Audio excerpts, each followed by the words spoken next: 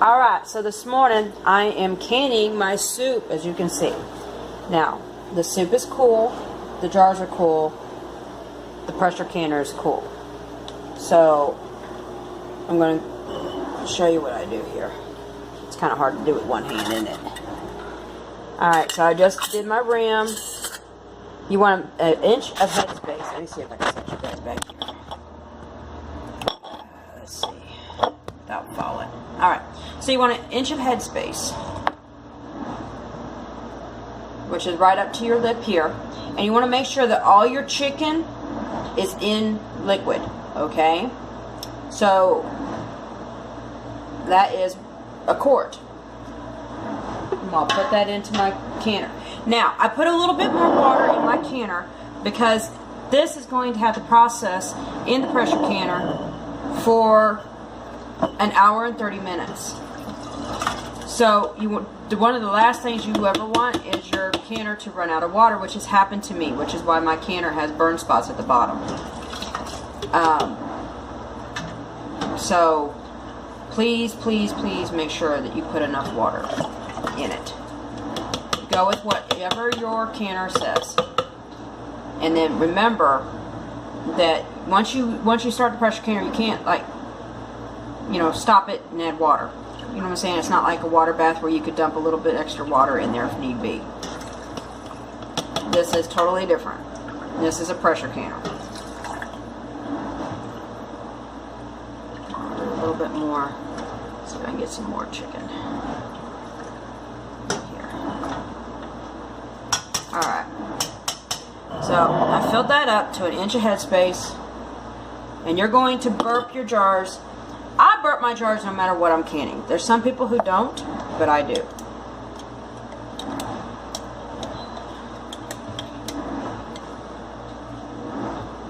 You burp your jar. Now this is just a quick and easy dinner for the family this winter. I'm going to do quarts. I've put out 4 quarts and I've put out 3 pints. The pints Mama can take to work for her lunch.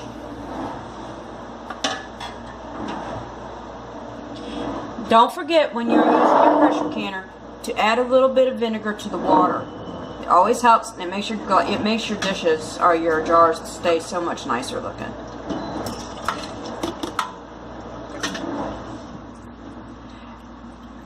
So I'm going to load it up with my vegetables and meat first, with a little bit of juice, and then I'll go back and add more juice.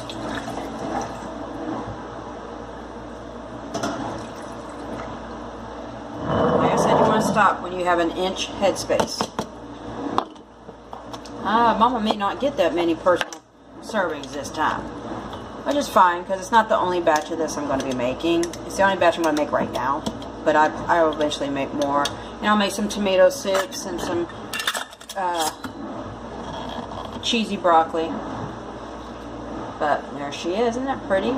But make sure that you're ripen your jar lids. You know, if you think you might have forgotten, because I've done that before, take the lid back off real fast, rub it down again, pull your seal out of your ring. Go around it real fast and do it again. It's no big deal. These are the cheap jars from Walmart. Now some people say they're dangerous, the lids are dangerous. I have never had an issue. I've had bulging lids, and the only thing I do then is put it directly into the refrigerator, let it cool down. You know, after it's been out all night, I'll put it in the refrigerator, let it cool down, and take the lid off gently. And I've never had a problem, but supposedly people have gotten injured by them. I do have some ball jar lids out in the garage, but I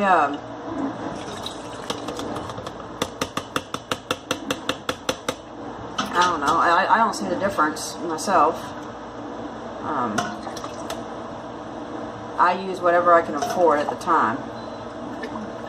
You know, canning shouldn't cost you an arm and a leg. You're not saving any money from spending most of it on jars and stuff. Now, once you get up and going, it's not that bad. It's a little high. So we'll just take a little tablespoon, and I'm going to my little jars next. So I'll just go ahead and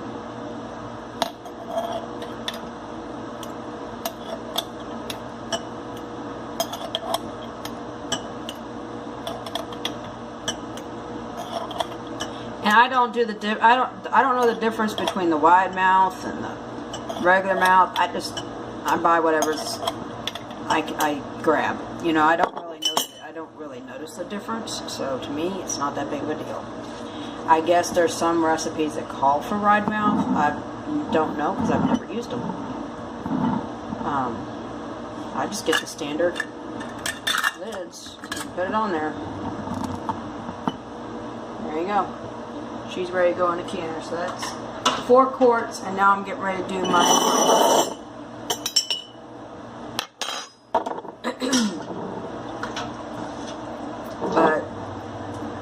and then whatever's left over, I'll jar, even if it just has a little bit of vegetables or no vegetables and it's just juice. I'll go ahead and can it up with it, because what's going to happen is I'm going to use it for soup again, so it don't matter. Alright, that one's a little full, so we're going to take some of that out. At least some of the liquid. There you go. There you go. So there's Mama's personal one.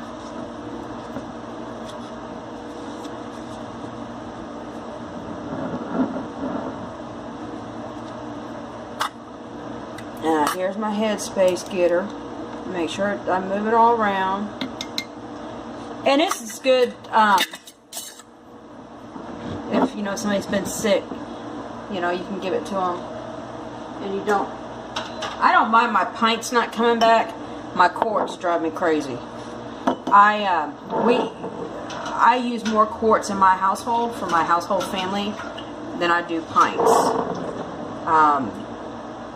So when I don't get my quart jars back, I get upset. You know.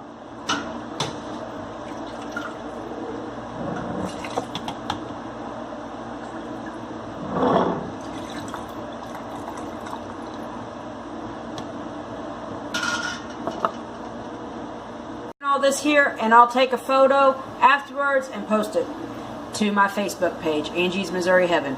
You guys have a wonderful day. I'm going to finish up here and get this going. Love y'all. Mwah.